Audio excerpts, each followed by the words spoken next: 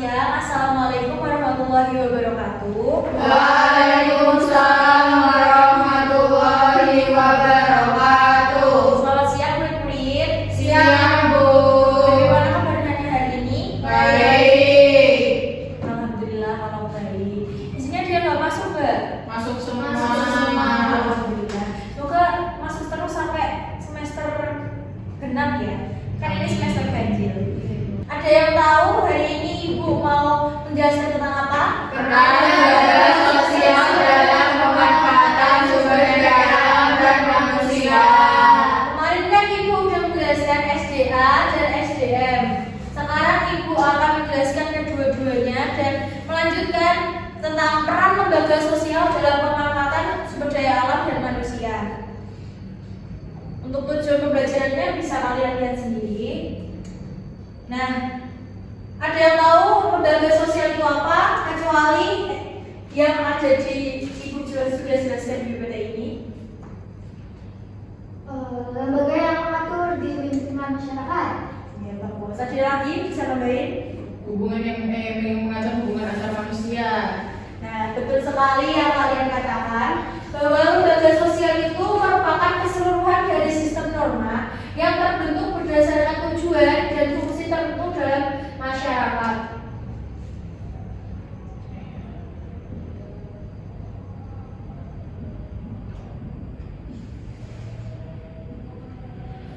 Nah, yang sudah Ibu jelaskan tadi, lembaga sosial ini mempunyai pengertian lain, yaitu lembaga sosial merupakan suatu gabungan dari norma-norma yang berhubungan dengan kebutuhan dalam bermasyarakat. Terus lembaga sosial ini terbentuk berawal dari kebutuhan masyarakat dan keteraturan kehidupan bersama yang dianggap penting dalam hidup bermasyarakat sebagai makhluk sosial yang tidak mampu untuk hidup sendiri. Mereka ini kan saling membutuhkan sehingga timbul aturan-aturan yang disebut dengan norma kemasyarakatan. Nah, ada yang tahu norma itu apa sih?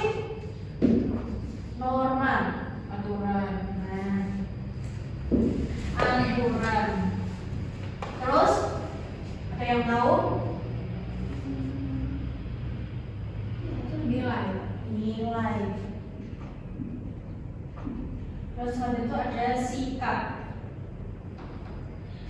Nah, bisa disimpulkan bahwa norma itu untuk kehidupan kita tuh sangat penting dalam bermasyarakat.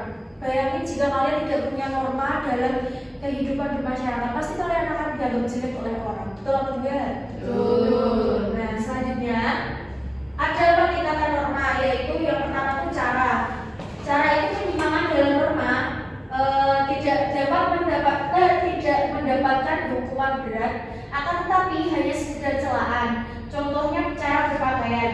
Kalau kalian di masyarakat tidak punya tata cara untuk berpakaian, cuma keluar terus pakai rok mini, pasti kalian akan dibilang anak jahat, anak jelek, gini-gini kan. Terus selanjutnya kan ada kebiasaan. Kebiasaan ini merupakan perbuatan yang dilakukan secara berulang-ulang dalam bentuk yang sama. Contohnya itu kebiasaan memberi hormat kepada yang lebih tua usianya. Contohnya saat ada ibu guru ataupun orang tua yang ada, pasti kalian akan monggo nyon sewu, terus amin kayak gitu kan. Terus yang selanjutnya itu ada tata kelakuan. Tata kelakuan ini kebiasaan yang diterima menjadi patokan disebut tata kelakuan dan memiliki sanksi jika dilanggar, seperti peserta didik yang melanggar tata tertib sekolah. Tata tertib sekolah kalau dilanggar itu pasti akan kalian mendapatkan hukuman. Tata tertib sekolah itu ada apa aja sih? Berpakaian sopan, Terus datang tepat waktu. nah, seperti yang kalian sebutkan tadi, jika kalian melanggar pasti kalian akan mendapatkan hukuman. Apalagi kalau kalian take up tabel, pasti kalian mendapatkan hukuman dari ibu BK. Itu sangat pasti. Terus selanjutnya ada istiadat, yaitu kalau dilanggar adat istiadat ini akan mendapatkan sanksi karena adat menjadi pedoman tingkah laku masyarakat.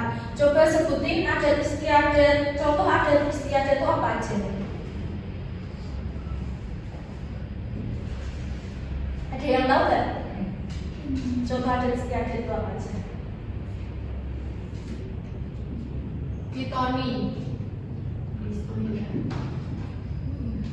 Iya. 7 bulanan Ngaben.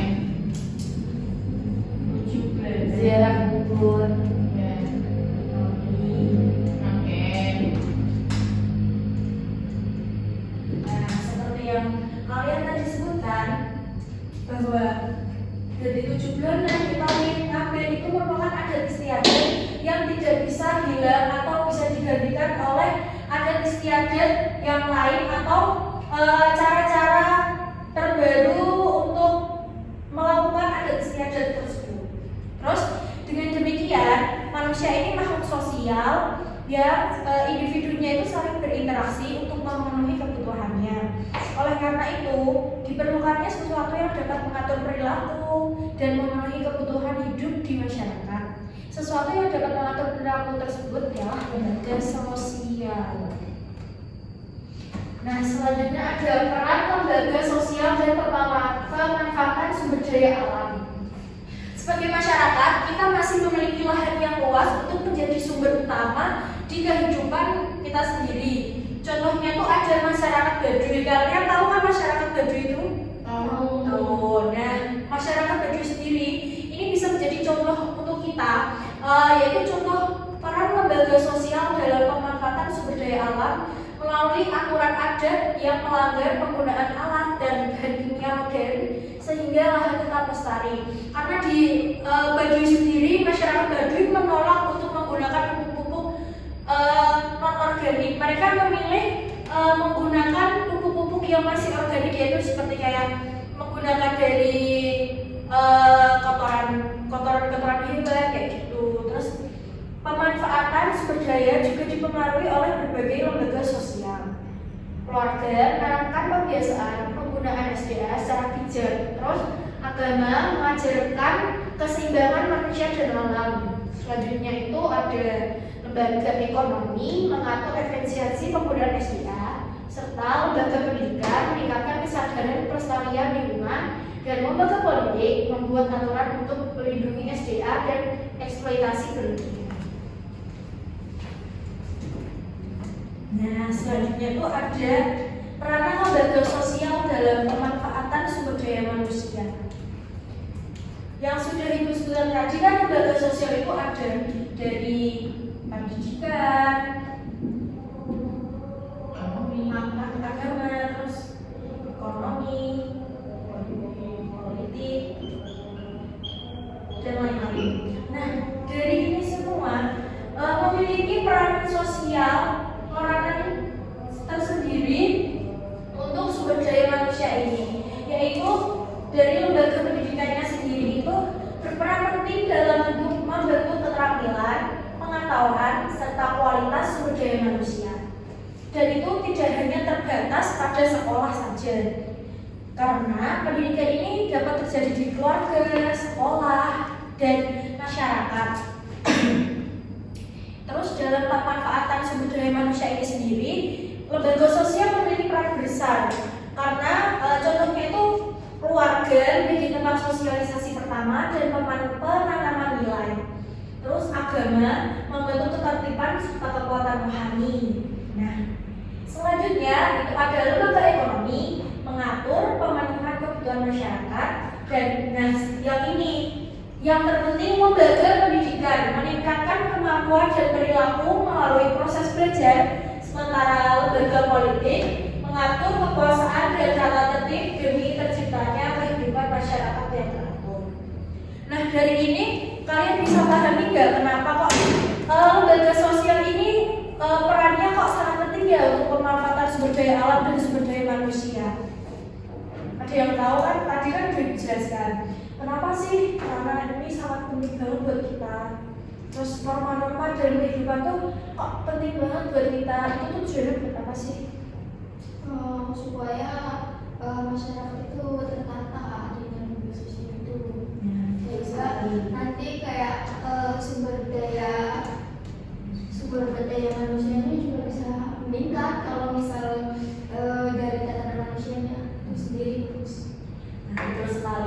kayak nanti suatu tatanan kita tuh bakal bagus dan tertata rapi, serta norma yang ada di diri kita sendiri itu sudah terjamin bagus dan tertata dari seluruh lembaga sosial yang ada.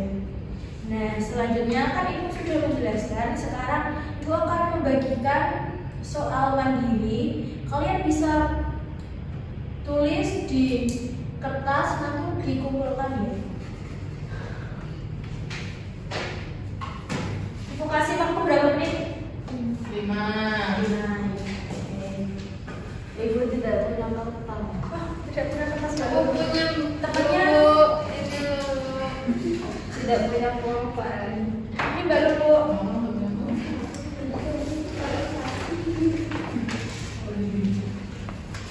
Baca baru Bu. Sudah selesai, Bu. Sudah selesai. Udah Ibu, udah selesai. Tapi yang kesulitan nggak kalau Ibu bantu mulai untuk PPT-nya yang tadi jelasin.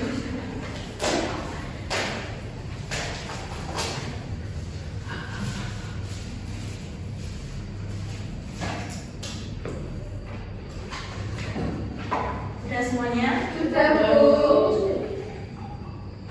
Nah, sudah semuanya kan? Bisa dikumpulkan ke Ibu ya. Nanti Ibu koreksi untuk nilai-nilai kalian. Semoga nilai kalian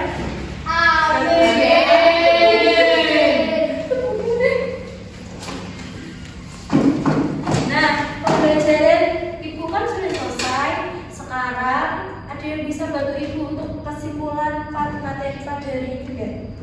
Saya, Bu. Boleh. Jadi lembaga sosial itu penting di masyarakat karena jika lembaga sosial itu tidak ada di masyarakat tuh akan cenderung kayak menyimpang dari nilai-nilai yang tidak ada.